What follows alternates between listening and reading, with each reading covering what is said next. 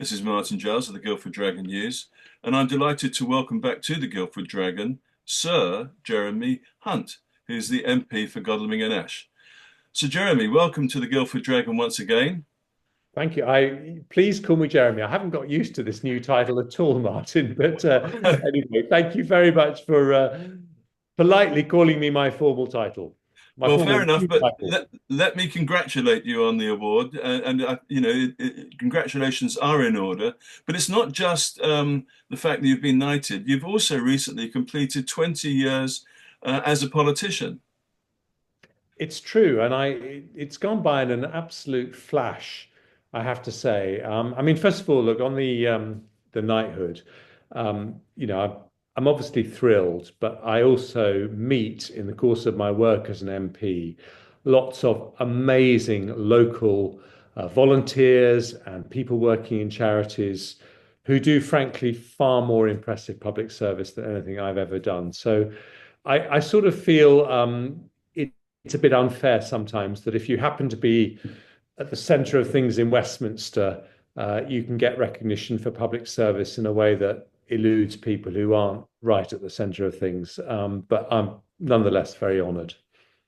And in your time, you've been Foreign Secretary and Chancellor, and I'm sure you've had other ministerial appointments. Which one have you enjoyed most? Well, it's a good question. I would say that of the biggest jobs that I did, being health secretary definitely had the biggest emotional punch because, you're dealing with life and death, and the people who are talking to you are, trying to get a medicine that, could transform their life or the life of their children. And that was emotionally by far the most challenging of the roles I did.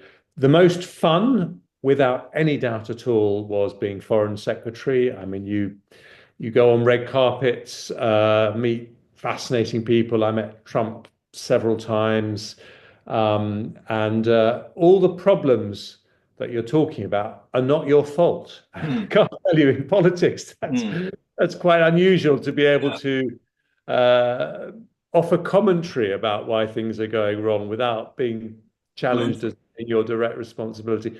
But I think being Chancellor is the one I will remember the most because, in some ways, you have a slightly lower profile, particularly outside budgets, but you do have enormous power because, as in the rest of life, power is where the money is. And so you can really shape the direction of a government in all sorts of different areas. of I course, mean, yeah. probably one of the most important decisions that I took as Chancellor was to increase defence spending to 2.5% of GDP, which was incredibly challenging because of resources are so tight. Keir Starmer initially rejected that. I'm pleased to say that he has Change your changed mind. his mind. But those kinds of decisions are really, really important, and obviously that was a great honour to be able to take them. Okay, and can I just go back to the award for a second? How did you hear about it? Had Rishi Sunak warned you that you were on his honours list?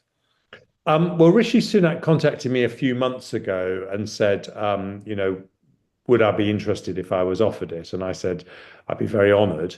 But the way politics works, you never know if these things are actually going to Right. happen until they're announced. And so I only found out from the Cabinet Office a couple of days before the announcement that I was actually on the list. And so Okay. that was when I really knew. And when's the investiture? I don't know. I'm waiting for a summons from the king, but it will be a very proud day for me and my family. And actually, I'll be particularly thinking of my late mum and dad. I'm sure, I think they would have been very proud too. of course. And please ask your office to send us the press release when it occurs. Will do. Thank you, Okay. Martin. Now, on to local issues. What is the latest news you have regarding the controversial issue of community infrastructure levy payments that are being imposed in Waverley? Tens of thousands of pounds, sometimes the payments that have been raised. Um, what is the latest on that? Well, there's two issues really. First, there's the matter of how it's been done, and secondly, there's the principle behind it. So what's happening is that there is this law called the Community Infrastructure Levy that was designed to make developers contribute to the infrastructure costs that are caused by them building, maybe 20 new homes Hmm. or whatever it is. And it was never meant for house extensions. And the legislation doesn't say that it's for residential home extensions for people, putting on a new patio or a new garage or an extension to their home. And only a very small number of councils have chosen to do this. And Waverley is one of them. But Waverley is charging residents one of the highest rates outside central London. In fact, outside central London, we can only find Richmond. It's the only other place that's charged more than Waverley. Most charge either a token amount or nothing at all. And certainly the legislation wasn't intended for this purpose. But what's made it even worse is that very often people have been sent these bills retrospectively. So they applied to Waverley for planning permission to build an extension, and then without being told anything at all that they were going to incur this charge, they suddenly got a bill for £50,000, £80,000. I met people who are saying they're going to have to sell their house to settle the charge. And because the legislation was intended for developers, the threat is that if they don't pay it within a certain period of time, they can go to prison. This is madness. It's totally wrong. And Waverley's made it even worse, frankly, by saying they were going to backtrack. And now the latest position, I think, is that they're only going to backtrack on a means tested basis. So, in other words, if they think you're poor enough, they might refund it. But that then basically becomes a tax on people that Waverley deem wealthy enough to be able to afford an extra tax. It's not what the legislation was intended to do. It's No. totally wrong. They're basically exploiting a loophole. But it's also just very, very unfair. And there are some very distressed residents. And what can you do about it? Well, I can't do anything except highlight the injustice and try both publicly and privately to get Waverley to change their mind. And, the campaign locally has been led by Councillor Jane Austen. And she did get Waverley to agree that they would review it. There's a council, another Lib Dem council in West Berkshire, that have not just reviewed it, but they've done the right thing. And they have said that they are not going to carry on doing these charges. We thought Waverley, as a Lib Dem council, might do the same thing, but they've actually doubled down on this. And they say, they're planning to carry on with these charges, except in the cases where Waverley deem that you're too poor. And it is totally wrong in principle. This legislation was never meant to slap a great big charge on people who want to put an extension onto their home. But not only that, it's been slapped on at very, very high rates. So we just need Waverley to change their mind. Well, I'll seek an interview with the with Waverley Borough Council, the leaders there, and put these points to them. Um, Now, moving on to another local issue, recently some tree felling that's occurred in Compton Village has caused consternation. What's your understanding of the situation? Do you think that Loseley Estate has complied with the terms of the license it was given by the Forestry Commission to thin trees in Beaumont Copse? Do you understand the concerns of local residents who are nature lovers, as many people are, and concerned about the effects of the felling, particularly on nesting birds and the local flora? I do understand. Look, Loseley Estates is a very responsible landowner, Yes. and I've never had any problems with them in my 20 years as an MP. And I've no reason to think that they are not acting in compliance with the licenses they've been given by the Forestry Commission. But I do understand why people are concerned. And I think it's particularly that it's happened in the nesting season when the bluebells are out. People are saying, did it really need to happen at this time? And so I've been in touch with the chief executive of the Forestry Commission. They are sending someone down to check whether what's happening is in compliance with the Forestry Commission licenses. So let's see what they say. But I totally understand why people are concerned, and I'd like to get to the bottom of why this has to happen now. Okay, there's a parish council meeting tonight, I think, which I'm going to attend. But presumably they've been informed that that's the visit from the Forestry Commission is scheduled, have they?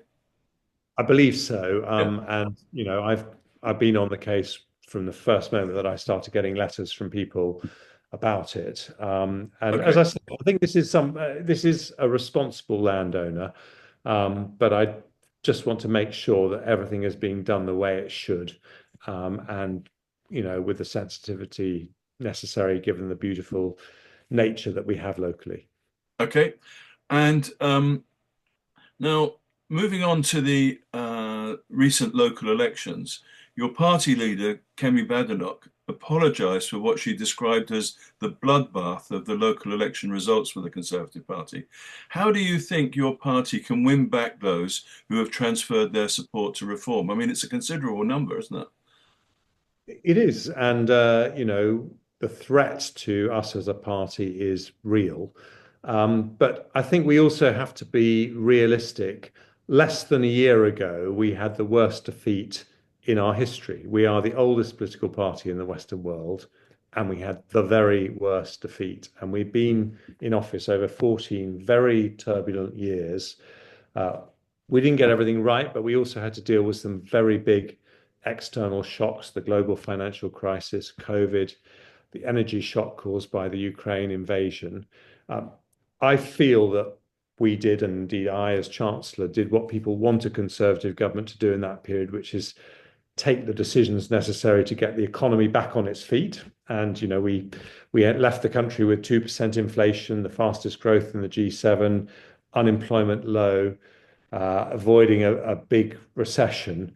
But we didn't get everything right. And I think it's too soon to expect the electorate to be turning back to us. They're very disappointed with Labour's start in office, given that it's not completely surprising that they're turning to third parties like Reform. But I think as time goes on, people are going to say, particularly as we get closer to the next general election, that we do need in British politics a party that knows how to run the economy, that is pro-business, that is responsible when it comes to the environment, that is capable of tuning into the aspirations of people starting out in their life in their 30s, their 40s, and that is the Conservative Party. So I've no doubt we'll be back, but this is a very difficult period. Do you think the electorate is too easily exonerated of the responsibilities that come with government? You know, the hard choices politicians have to make when it comes to collecting tax and spending it on, or there's a myriad of demand for every pound that's collected in tax. Do you think that the electorate can think, well, we want the better NHS and we want this and we want that, but when it comes to raising tax, well, we don't want to pay extra tax? Well, that's human nature, isn't it? But Yes. I don't think politicians should blame voters who don't vote for them. We need to blame ourselves for not explaining the Okay. trade-offs more clearly. And I do think that government has become too slow and grinding. And I'll give you an example of that. I'm trying to get step-free access, basically a lift at Ashvale Station, Yes. which is the mainline station in Ash, Yeah. as you know. And that was approved. Funding was approved by the last government. This government has said they're going to put it on hold. It's very frustrating, but it is their right to do that, I suppose. But then I was expecting to lobby for funding for this to be agreed in the spending review that's coming out in June. And I was told, oh no, all you can lobby for is for a feasibility study to be done. We're not even at the stage when you can lobby for the money for the project. Now, we've done feasibility studies in the past. We know we need this. And it just seems to me ridiculous that we are slowing things down so much. I mean, I think we should just have a yes or no answer. I mean, we need this done, and I'd like to know if the government is going to spend the money on it. And I think that's what causes people to be frustrated. And they do want to see. So, look, I don't agree with a lot of things that President Trump has said about Ukraine or said about climate change or or the tariffs that he's introduced. But I do recognize that he is speaking to a chunk of the American electorate who say, why does it take so long to change things in Washington when we've got problems happening the whole time? It just seems to take too long. And I think, we do have to look at the way our democracy functions and see if we can be better at sorting out problems more quickly. Well, Sir Jeremy Hunt, I will use your title.